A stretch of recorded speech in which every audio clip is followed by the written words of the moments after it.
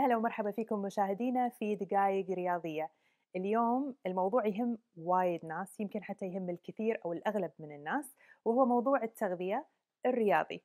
اليوم ضيفتي هي مدرب التغذية الرياضية سندس الشطي. حياك سندس، الله. الله يحييك، أنتِ اللي حياك الله ومشكورة على وجودِك معانا. سندس، طبعًا موضوع التغذية جدًا، جدًا مهم في يعني بيئة مثل بيئتنا إحنا بالكويت، متعودين على المطاعم، على الأكل بالبيت، ما شاء الله الأكل دسم ولذيذ في كل مكان، والناس عندها صعوبة في خسارة الوزن أو حتى المحافظة على الوزن. وجود أشخاص مثلِك جدًا مهم. سولفي لنا شوي عن نفسِك وعن تدريبِك للتغذية. بدايتي كانت في 2019. اهم، كنت بنزل 5 6 كيلو، ولله الحمد نزلت 20 كيلو خلال سنة ونص. بديت أقرأ، فصارت القراءة مثل ما تقولين شيء يومي بحياتي. اهم، فعرفت شنو الأشياء اللي تناسبني والأشياء اللي ما تناسبني. إمم، بعدها قررت باخذ الشهادات بالتغذية اهم، والرياضة. شوي شوي تشجيع من الأهل إي، والأصدقاء خلوني أدخل بالسوشيال ميديا، واليوم أنا عندي مكتب للاستشارات ما الرياضية. شاء الله، إيش كثر خذ منِك وقت هذا كله؟ والله من 2019 لنقول تقريبا كورونا، هذا كانت إمم، خسارة الوزن. إي، بعدها من 2020 هي اللي دخلت بالسوشيال ميديا، اهم، وترى البداية كان في تخوف. ما كنت يعني ما كنت أبين وجهي. إي. فالكل قاعد يشجعني، ليش ما تطلعين أنت اللي ما قاعد تسوين شيء غلط، وشجعي الناس.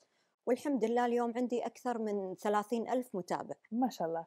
فتحسين إن التدريب الرياضي فادِك شخصيًا بالتغذية قبل ما يفيد غيرِك من الناس.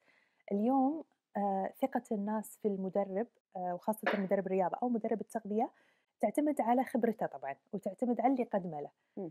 بالنسبة لِك المتدربات عندِك، مم. هل حسيتِ في استفادة كبيرة؟ هل شفتِ من الclients عندِك تطوّر في المراحل اللي يوصلون لها؟ طبعا. وأول شيء أنت قلتي فيه فايدة، أن الرياضة صارت شيء روتين بحياتي. اهم، مثل ما تقدرين تقولين أنا بعد أكثر متخصصة بالتغذية. 70% التغذية و30% رياضة. اهم. اثنينهم يكملون بعض لحياة صحية رياضية. صحيح، صحيح. التغذية طبعًا جزء أساسي. طبعا. شلون نقدر ندخّل التغذية في الlife style مالنا بحيث إن التغذية تكون مفيدة لنا مو ضارة؟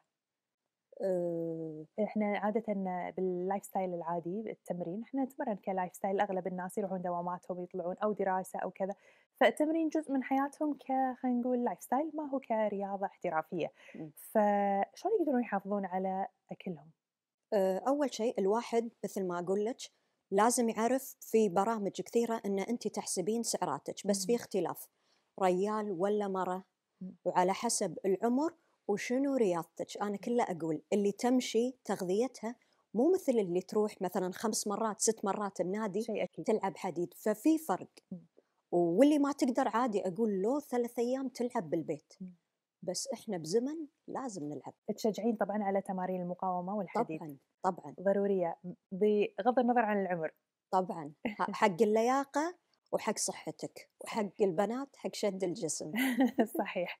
زين، عيل ما دامنا قاعد نسولف عن التمرين إيه. والتغذية، البروتين شيء أساسي طبعًا. طبعًا. زين، يعني أنا ودي نسولف عن البروتين لأنه راح ياخذ منا وايد، في وايد أسئلة البنات يسألونها متى آخذه؟ هل لازم آخذه كبروتين مكمل والّا هل أعتمد عليه من الأكل؟ ودي نسولف فيهم بعد الفاصل، ناخذ الفاصل ونرجع. تمام.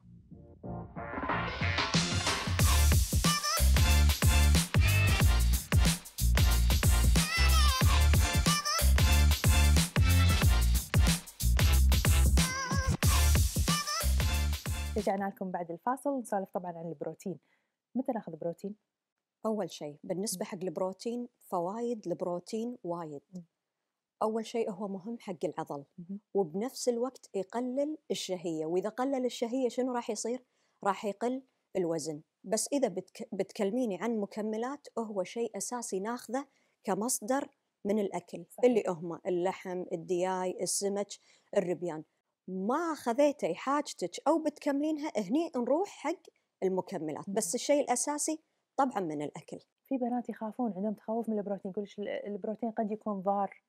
للكلى قد يكون زيادة، في معلومات يعني شوي مغلوطة، هل هذا صحيح؟ هل في يعني في ضرورة للتخوّف؟ لا طبعًا ماكو شيء، إذا أنتِ قاعد تاكلين شيء أو حتى لو نقول منتجات أو إمم، ماركات أو إمم، شركات معروفة، ما له داعي إن الواحد يحاتيه، وخاصةً إذا كليناها بالكميات المعقولة. المعقولة، شلون نعرف كميتنا اللي نحتاجها؟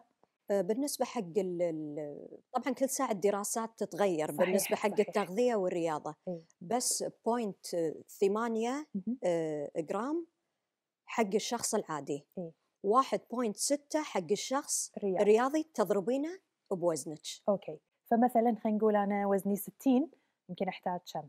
120 إذا رياضية مثل ما قُلت لِك 1.6 إي، تضربينها ويطلع لِك الجواب، بس هذا مو بس كمُكمل، كإجمالي بروتين اللي تحتاجينه باليوم، باليوم، صحيح، طبعًا. وهناك بروتينات نباتية أيضًا، هل تفرق عن الحيوانية؟ بالنسبة حق البروتينات النباتية في مثلًا آآ ناس مثلًا نباتيين ما صحيح، ياكلون، فعندنا مثلًا تقولين مصادر البروتين النباتية عندِك مثلًا العدس، إمم، عندِك الحمص، عندِك الكينوا، فماكو مشكلة وبنفس الوقت في مكملات خاصة بالنباتيين، صحيح. المهم تاكلين حاجتِك. صح، طبعًا إحنا دايمًا نقول نعتمد على الأكل أولًا، بعدين إيه، نكمّل بالبروتين. وقت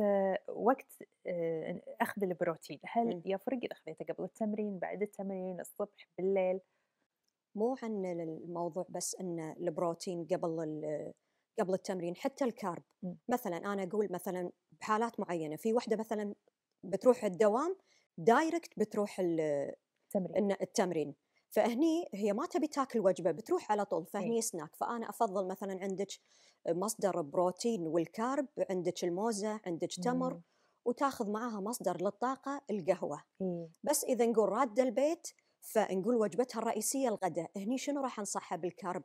العيش، عندِك الباستا ومصدر بروتين مثلًا دياي ولحم، وهني راح أقول لها دام وجبة رئيسية نطري ساعتين بعدها روحي النادي، أوكي، يا ساعتين قبل التمرين ناخذ وجبة أساسية، يا أو إذا بعد التمرين مباشرةً ناخذ وجبة هم أساسية. بالضبط، أو إذا قلنا سناك يكون خفيف بس فيه مصدر بروتين والكرب. صحيح، صحيح. من خبرتِك في التدريب في التغذية، منو أكثر ناس محتاجة إلى التدريب في التغذية؟